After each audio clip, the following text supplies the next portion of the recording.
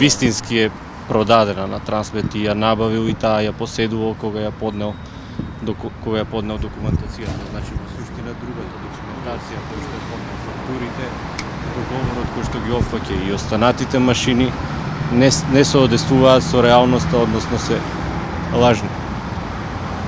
Дали таа машина е подарок или е купена?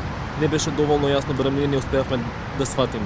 Значи се работи за две различни машини. Таа машина која што ја опиша сведокот не е опфатена во договорот, во кој што е приложен кон документацијата за собственоста во однос на машините. Така да едната и двете машини, како што кажа сведокот дека се работи за купопродажба, меѓутоа едната е набавена директно од Холандија, едната е набавена од Македонија, зашто имаше и фактура која што е реална. Колку точно машини биле предмет на договор? Биле две во овој случај, меѓутоа колку точно биле побарани? 30, 50?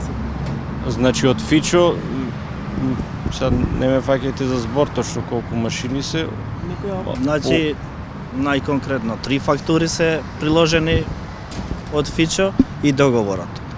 Фактурите што се приложени од Фичо 016, 013, 012 никогаш не е набавена таа опрема, а по однос на договорот само една опрема е набавена, липкер, и тоа со фактура 042. Дали потоа тие машини кои што се фактурирани се појавуваат дека постојат? Значи фактурите ниту се книжени во 2011, ниту се издадени, ниту ги примал, ниту имал обврска за плати, ниту ништо. Што значи само се парче хартија, ништо друго. Односно потписот сакате да кажете дека можно и да се потпишувани од други лица, да се направени лажни, да речем, фактури и документи?